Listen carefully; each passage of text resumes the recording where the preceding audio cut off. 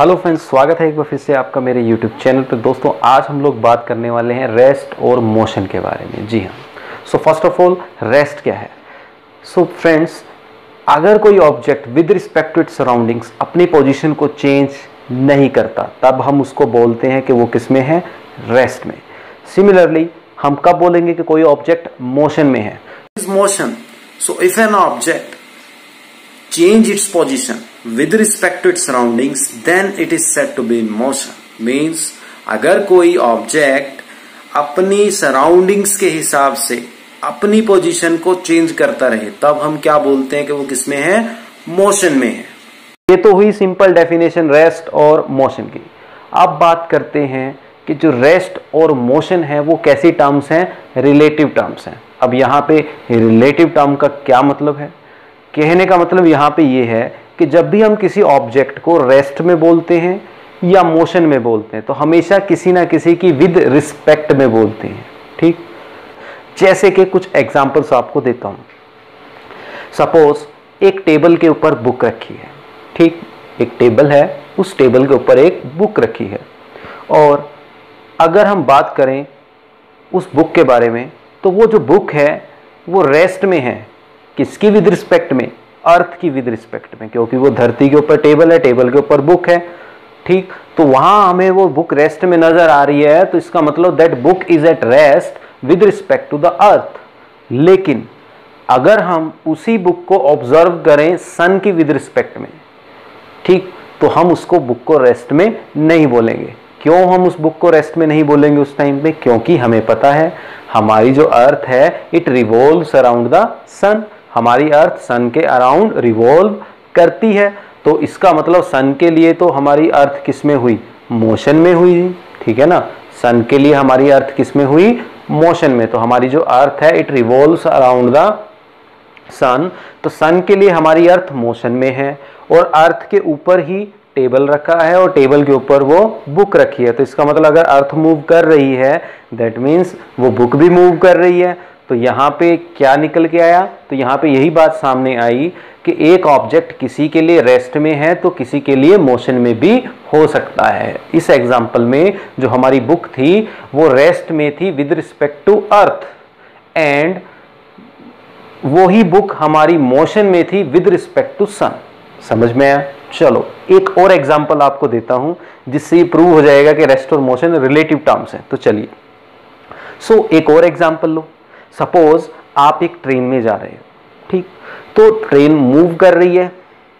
अब ट्रेन से बाहर जितने भी ऑब्जर्वर्स हैं, ठीक है, कि मान लिया जब वो ट्रेन मूव कर रही है तो ट्रेन से बाहर जितने भी स्टेशनरी ऑब्जर्वर्स हैं, मतलब ट्रेन से बाहर कोई पर्सन है, कोई बंदा है जो रेस्ट में है, एक जगह खड़ा है, उसके लिए वो ट्रेन मोशन में है।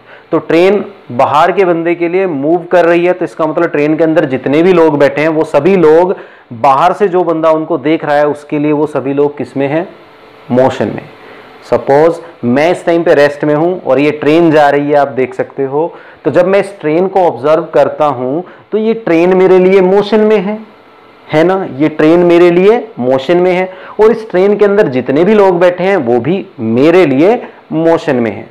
लेकिन अगर मैं ट्रेन के अंदर की बात करूं, ट्रेन के अंदर अगर हम जाएं तो वहां हमें क्या पता चलता है कि ट्रेन के अंदर अगर हम ये सब ऑब्जर्व करें तो क्या होगा। ट्रेन में सपोज दो बंदे बैठे हैं, आप देख सकते हो यहाँ पे देयर आर टू पर्सन्स।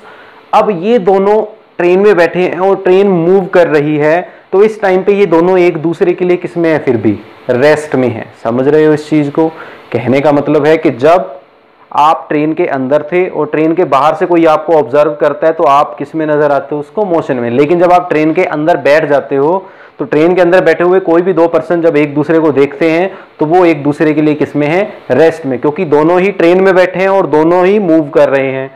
तो उनकी पोजीशन एक दूसरे की विद रिस्पेक्ट में चेंज नहीं हो रही, क्योंकि मोशन की तो डेफिनेशन ही ये है कि जब भी आपकी पोजीशन चेंज होती है with respect to your surroundings तब आपको रेस्ट में, तब आपको मोशन में बोला जाता है। ठीक है ना, कि जब आपकी पोजीशन चेंज होती है with respect to your surroundings तब आपको मोशन में बोला जाता है। तो यहाँ पे ट्रेन में जो दो बंदे बैठे हैं उनकी पोजीशन एक दूसरे की विद रिस्पेक्ट में चेंज नहीं हो रही, तो ये दोनों किस में है, एक दूसरे के लिए रेस्ट में।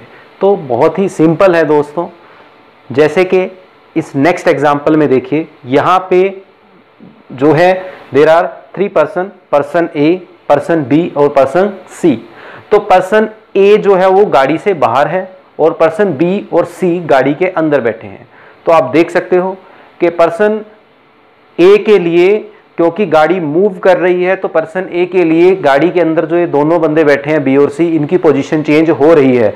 तो इसका मतलब पर्सन ए के लिए बी और सी दोनों किस में है? मोशन में। क्लियर? लेकिन अगर आप बी और सी की आपस में बात करें तो बी और सी की आपस में पोजीशन चेंज नहीं हो रही, बी और सी के बीच की आपस की डिस्टेंस चेंज नहीं हो रही। तो इसका मतलब बी और सी जो पर्सन है ये आपस में एक दूसरे के लिए किस में है? रेस्ट में है। तो ये थी एक छोटी सी वीडियो जो सिंपल सी कंसेप्ट पे बेस्ड थी, रेस्ट एंड मोशन। तो इसका मतलब रेस्ट और मोशन हमेशा बेटा रिलेटिव टर्म्स हैं, हमेशा इनको किसी न किसी की विद रिस्पेक्ट में ही ऑब्जर्व किया जाता है। इस दुनिया में कोई भी चीज एब्सोल्युटली रेस्ट या एब्सोल्युटली मोशन में हम नहीं कह सकते। There is nothing like absolute rest and absolute motion. I hope आप लोगों को वीडियो अच्छी लगी होगी। अगर वीडियो अच्छी लगी तो लाइक करें, और अगर आप चैनल पे नए हो तो चैनल को सब्सक्राइब भी जरूर करें। मिलते हैं नेक्स्ट वीडियो में। धन्यवाद।